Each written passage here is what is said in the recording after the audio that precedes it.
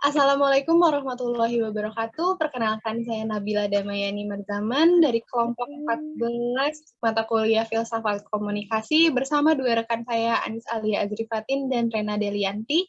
Di kesempatan kali ini kami akan mempresentasikan hasil penelitian kami pada jurnal yang telah kami susun yang berjudul Peran Ganda Pekerja Mahasiswa di Wilayah Bandung Raya. Alasan kenapa kami memilih judul ini yaitu karena pertama itu lumrah terjadi. Fenomena ini banyak terjadi di lingkungan sekitar, di mana salah satunya sangat dekat dengan lingkungan peneliti yaitu di wilayah Bandung Raya. Lalu yang kedua, menarik. Karena dari perspektif seseorang yang telah bekerja terlebih dahulu, pastinya ada alasan spesifik dan pertimbangan yang matang, sehingga akhirnya mereka meneruskan pendidikan ke tingkat strata. Lalu yang ketiga ada penting karena ini juga bisa memberikan wawasan bagi peneliti maupun para pembaca terkait apa saja yang menjadi pertimbangan serta pengalaman objek penelitian selama menjalani peran ganda ini. Lalu yang terakhir, karena kami ingin mengkaji lebih dalam fakta-fakta yang belum terungkap dari penelitian terdahulu. Seperti pada jurnal milik Elma Mardelina dan Ali Muhson yang berjudul Mahasiswa Bekerja dan Dampaknya pada Aktivitas Belajar dan Prestasi Akademik, dan juga jurnal milik Siti Fani Daulay dan Fastirola yang berjudul Perbedaan Self-Regulated Learning antara mahasiswa yang bekerja dan tidak bekerja.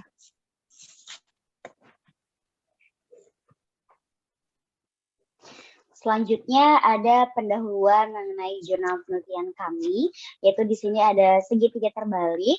Yang pertama, berdasarkan data dari sumber Worldometer pada abad ke-21 ini, Indonesia merupakan negara dengan jumlah penduduk terbanyak keempat di dunia, yaitu dengan jumlah sekitar 270 juta jiwa. Nah, banyaknya jumlah penduduk Indonesia sekarang membuat negara ini dikategorikan sebagai negara berkembang, di mana jika negara disebut sebagai negara berkembang, ada beberapa faktor, di antaranya angka kemiskinan dan angka pengangguran yang tinggi, serta pendidikan yang belum merata. Nah, karena Indonesia masih disebut negara berkembang, angka kemiskinan yang semakin meningkat setiap tahunnya merupakan sebuah masalah yang sangat serius dan perlu perhatian lebih, apalagi ditambah dengan meningkatnya berbagai jenis kebutuhan hidup, baik sandang, pangan, papan, yang merupakan kebutuhan primer yang krusial, di mana dalam memenuhi kebutuhan tersebut dengan baik, kita perlu menemukan cara untuk memenuhi kebutuhan, yaitu dengan salah satu caranya adalah bekerja. Nah, dalam satu keluarga, pada umumnya setiap kebutuhan akan dipenuhi oleh seorang kepala keluarga. Namun, karena beberapa faktor melatar belakangnya, membuat kepala keluarga tersebut tidak dapat memenuhi atau jarang sekali dapat memenuhi kebutuhan keluarganya secara optimal. Sehingga prioritas kepala keluarga biasanya hanya untuk kebutuhan yang sangat primer. Sehingga dalam hal ini menyebabkan beberapa kepala keluarga tidak semuanya menomorduakan pendidikan lanjutan anak-anaknya, sehingga mereka biasanya hanya memenuhi kebutuhan pendidikan anak-anaknya dari mulai SD sampai SMA. Nah, karena kondisi tersebutlah menyebabkan tak sedikit remaja dari setelah lulus SMA atau SMK sederajat memutuskan untuk langsung terjun ke dunia kerja guna membantu dan dalam memenuhi kebutuhan hidup primer pribadi maupun keluarganya. Padahal tak sedikit dari mereka mungkin yang memiliki keinginan setelah lulus SMA atau SMK meneruskan pendidikan yang lebih tinggi. Tapi meski begitu tidak menjadi acuan bahwa semua anak yang baru lulus SMK atau SMA langsung kerja itu di latar belakangnya faktor ekonomi, karena ada beberapa juga yang memutuskan lanjut bekerja karena ingin memiliki pengalaman pribadi, ingin meningkatkan skill, memperluas relasi, bahkan tidak ingin menggunakan privilege dari kedua orang tuanya. Nah, setelah anak-anak lulusan SMA atau SMK sederajat masuk ke dunia kerja, mereka menyadari bahwa persaingan dunia kerja itu semakin meningkat. Dan ada juga beberapa stereotip yang berkembang bahwa katanya kalau di dunia kerja, mereka yang memiliki ijazah atau pendidikan yang lebih tinggi setara strata 1, mereka memiliki peluang yang lebih besar mengenai posisi, mengenai kelayakan hidup, kesejahteraan, gaji yang lebih baik dibandingkan mereka yang hanya bermodalkan ijazah SMA atau SMK derajat. Sehingga karena hal itulah mengakibatkan mereka-mereka yang lulusan SMK langsung bekerja, akhirnya memiliki keputusan baru, yaitu menjalankan peran ganda mereka, yaitu lanjut kuliah. Namun tanpa meninggalkan peran pertama mereka sebagai seorang pekerja, karena mereka mengetahui bahwa ketika mereka menjalankan peran kedua tanpa peran pertama ini, mereka tidak akan bisa karena faktor biaya tersebut. Nah, fenomena bekerja sambil kuliah ini mungkin bukan fenomena baru lagi di era sekarang. Sudah banyak sekali fenomena-fenomena terjadi di sekitar kita, sehingga banyak sekali universitas-universitas swasta yang menyediakan kelas reguler sore.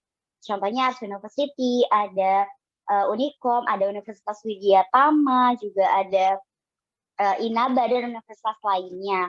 Salah satu contoh fenomena terdekat yang dirasakan oleh peneliti adalah fenomena pekerja yang juga berkuliah di kelas ilmu komunikasi Ars University, di mana dari 157 orang, 40 orang memilih kelas reguler sore karena di kelas tersebut berisi rata-rata para pekerja.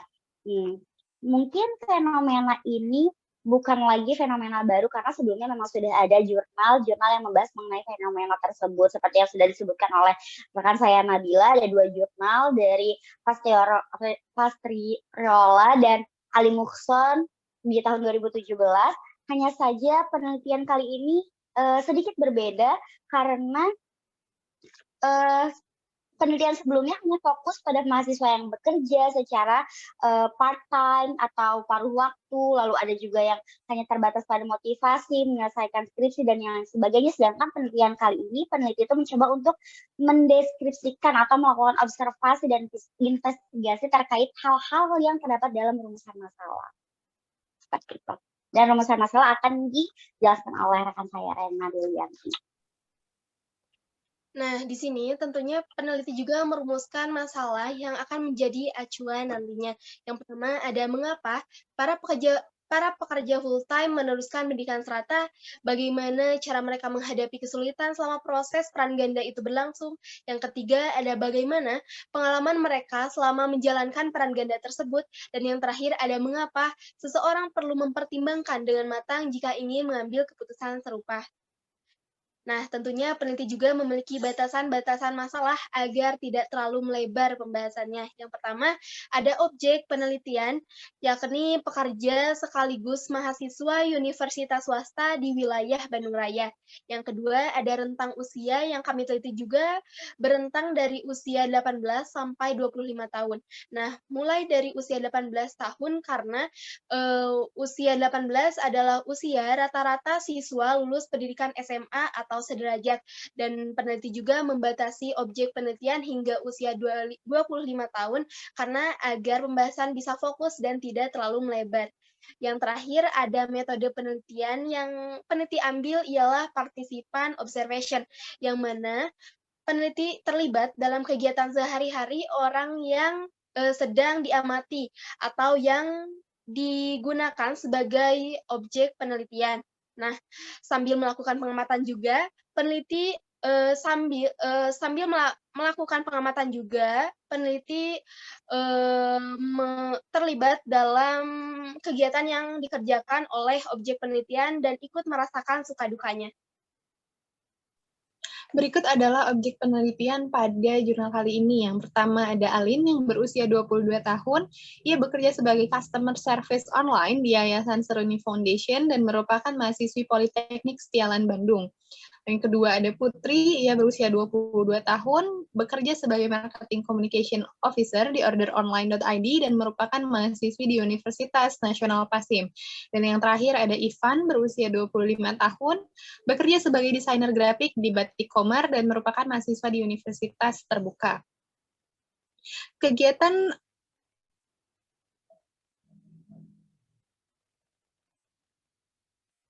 Kegiatan observasi ini dilakukan dari tanggal 6 sampai 8 Juli 2022 secara terpisah. Untuk Alin diwawancarai oleh Rena, Putri diwawancarai oleh Nabila, dan Ivan diwawancarai oleh Anis.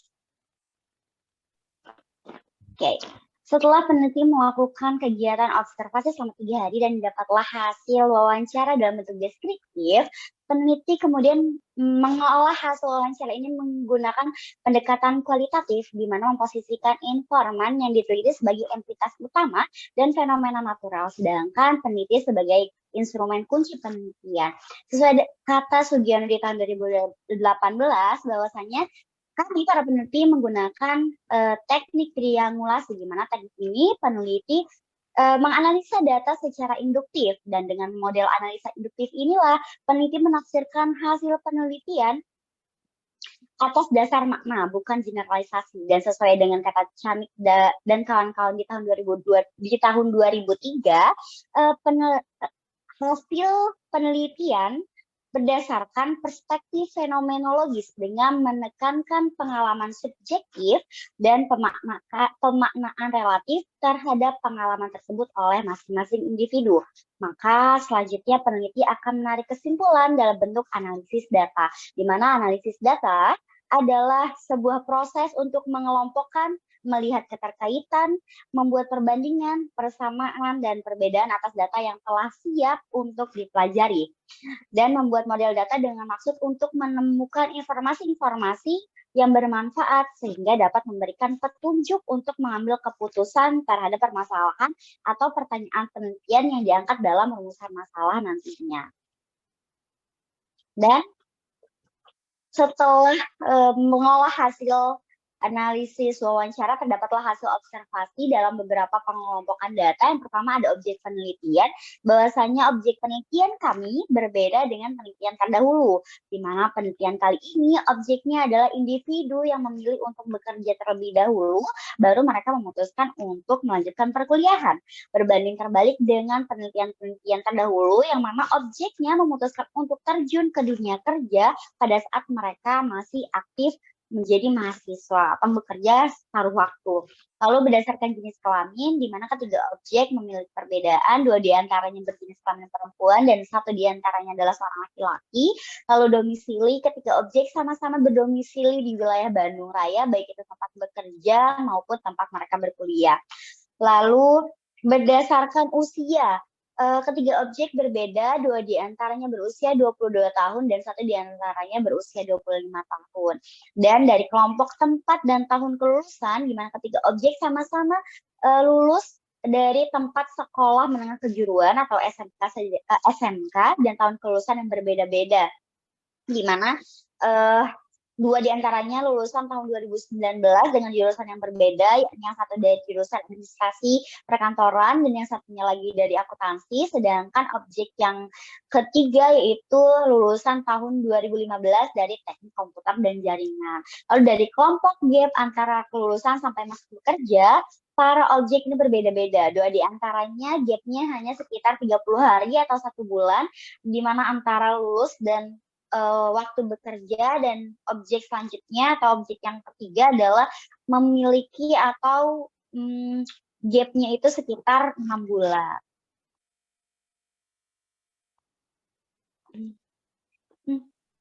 Lalu selanjutnya, dari segi bidang pekerjaan yang dijalani oleh ketiga objek penelitian tentunya berbeda-beda juga.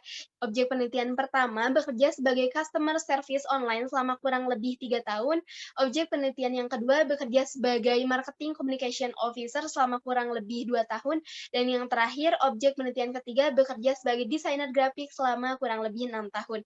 Dan di sini juga tentunya banyak kesulitan-kesulitan yang dialami para objek penelitian ya, pada awal memasuki dunia kerja, ialah komunikasi dan adaptasi dengan lingkungan baru yang masih penyesuaian. Lalu selanjutnya ada faktor lain yang menjadi hambatan pada objek pertama, yakni selain hambatan-hambatannya ya ada juga kesulitan lainnya, yaitu perlu berhadapan dengan customer yang memang, dengan berbagai karakter, sehingga ia perlu memiliki kesabaran yang ekstra untuk menghadapinya.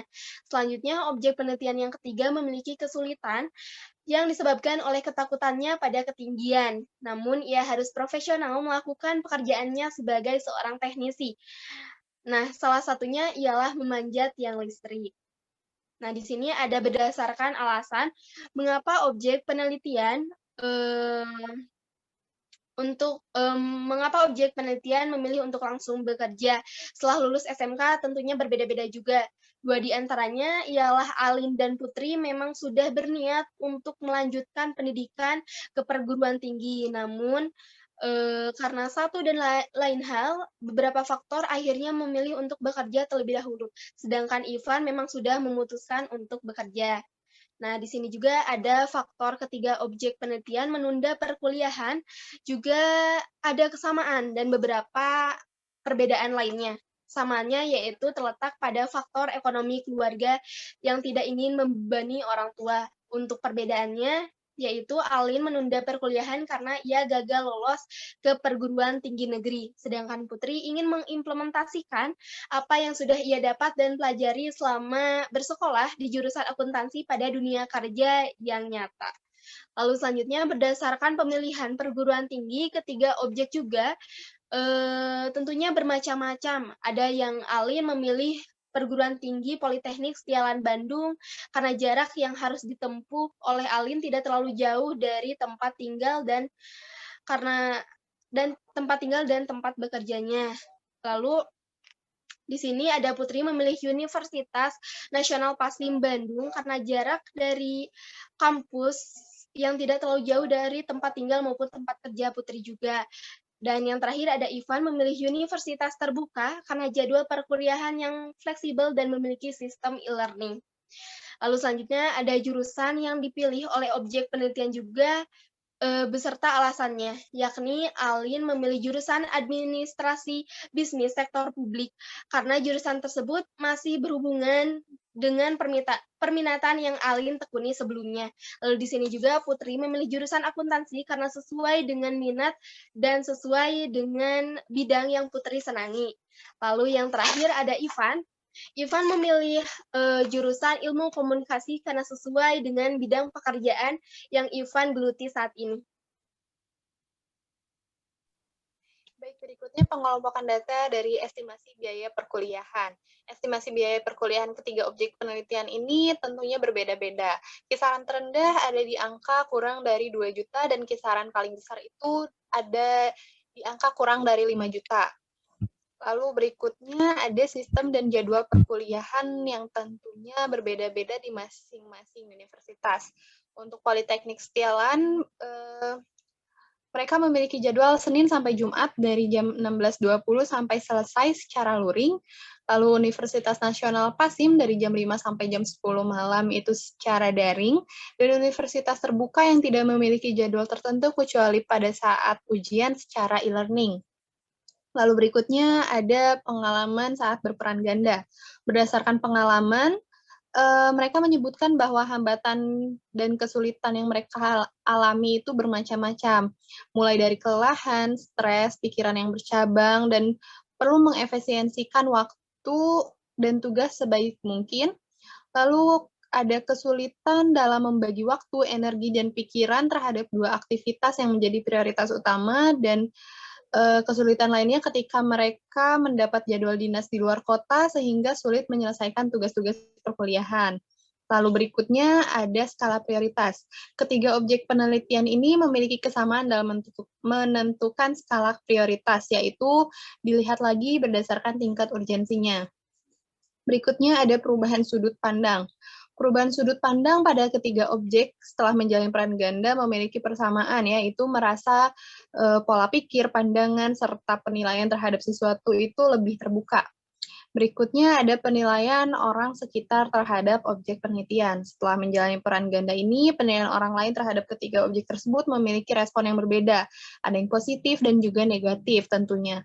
Para keluarga dan orang-orang terdekat memberikan dukungan dan semangat untuk ketiga objek penelitian. Namun, untuk putri, di satu sisi hal tersebut bisa membebani diri karena mereka juga orang-orang di sekitar putri menaruh ekspektasi yang tinggi terhadap putri. Nah, sedangkan respon negatif yang dialami oleh Ivan yaitu ia mendapat sindiran dari rekannya yang mengatakan lulusan dari universitas yang Ivan tempati sekarang itu sulit untuk mendapat pekerjaan karena akreditasi yang belum memenuhi standar. Lalu yang terakhir adalah faktor bertahan dalam berperan ganda. Faktor ketiga objek dapat bertahan sampai saat ini itu berbeda-beda. Antara lain untuk Alin, alasan ia bertahan hingga saat ini karena bekerja sambil kuliah adalah hal yang ia impikan sejak dulu. Dan juga jika dilihat dari segi finansial, ia sudah mengeluarkan cukup banyak biaya, sehingga hal itulah yang membuat Alin bertahan sampai saat ini. Lalu alasan Putri masih bertahan itu karena ia merasa bertanggung jawab akan pilihannya, dan alasan Ivan bertahan sampai saat ini salah satunya karena ia ingin sukses dalam satu bidang, maka alasan Ivan masih bertahan untuk menjalankan peran ganda ini karena salah satu pernyataan atasannya bahwa jika ingin sukses dalam satu bidang maka harus sesuai dengan ilmunya. Lalu dari setelah melakukan proses pengelompokan dan penganalisisan, para peneliti akhirnya dapat membuat perbandingan, persamaan, dan perbedaan dari data-data tersebut. Peneliti akhirnya menemukan fakta-fakta baru yang dapat bermanfaat, juga dapat menjawab pertanyaan dari rumusan masalah. Fakta-fakta yang ditemukan antara lain sebagai berikut. Alasan objek penelitian meneruskan pendidikan strata mematahkan stereotip yang berkembang. Mereka meneruskan pendidikan bukan hanya sekedar memenuhi kebutuhan administrasi ataupun kepentingan karir, tetapi karena mereka ingin mengupgrade diri dan membuatnya sukses dalam satu bidang bukan karena tuntutan dari pihak eksternal. Lalu berikutnya, ada beberapa faktor yang membuat para objek penelitian dapat bertahan dalam menjalankan peran ganda ini. Yang pertama itu ada faktor usia. Tingkat kematangan usia objek itu mempengaruhi kestabilan emosi serta ambisi objek penelitian dalam menjalankan peran ganda ini. Dapat dilihat para objek penelitian yang lebih muda, mereka masih memiliki ambisi yang menggebu-gebu, serta time management yang belum mumpuni, sehingga mereka masih ingin memiliki waktu yang lebih banyak untuk diri mereka sendiri. Berbeda dengan objek penelitian yang lebih tua dalam hal ambisi dan emosi, ia sudah lebih stabil dan realistis. Berikutnya ada faktor gender. Faktor ini sudah sangat awam diketahui bahwa perempuan itu lebih sensitif dibandingkan laki-laki karena laki-laki lebih realistis dan mengutamakan logika. Lalu ada faktor universitas. Dari segi waktu perkuliahan, semakin fleksibel jadwal perkuliahan yang disediakan perguruan tinggi, maka akan semakin minim hambatan yang terjadi untuk pekerjaannya. Lalu yang terakhir ada faktor biaya. Seperti yang sudah disebutkan, salah satu faktor mereka menunda perkuliahan sebelumnya yaitu karena faktor ekonomi. Hal ini menjadikan pertimbangan yang cukup besar apabila mereka ingin berhenti kuliah di tengah jalan.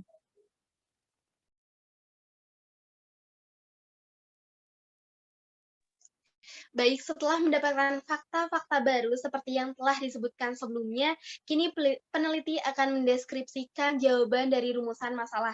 Yang pertama, ada alasan mayoritas pekerja full-time meneruskan pendidikan strata, yaitu karena keinginan pribadi dan bukan sebuah tuntutan dari sebuah instansi ataupun pihak eksternal. Murni karena keinginan pribadi diri mereka yang ingin mengupgrade potensi, skill, pengalaman, dan wawasan diri mereka pribadi. Tidak seperti stereotip yang menyatakan bahwa setiap pekerja yang melanjutkan kuliah hanya untuk naik jabatan. Yang kedua, ada cara objek penelitian menghadapi masalah saat menjalani peran ganda bermacam-macam juga. Di antaranya ada yang mengingat kembali tujuan awal mereka berkuliah dan mengingat kembali berapa total biaya yang telah dikeluarkan. Seperti yang salah satunya seperti yang Ivan katakan terkait caranya menghadapi masalah, kalian hebat, jangan takut tidak mampu, jalani dan rasakan. lalu bertahan, maka semua keperihan, kelelahan, kepusingan akan berubah kebahagiaan di kemudian hari. Di kemudian hari, walaupun saat ini saya pun masih dalam proses menuju kebahagiaan itu. Hal ini memiliki korelasi terhadap penelitian sebelumnya. Dan yang ketiga, pengalaman berkesan yang diceritakan oleh objek penelitian juga bermacam-macam. Untuk Alin, pengalaman yang paling berkesan yang dialaminya ialah bagaimana cara dia memanage dan mengefisiensikan waktu sebaik mungkin antara tugas dan waktunya.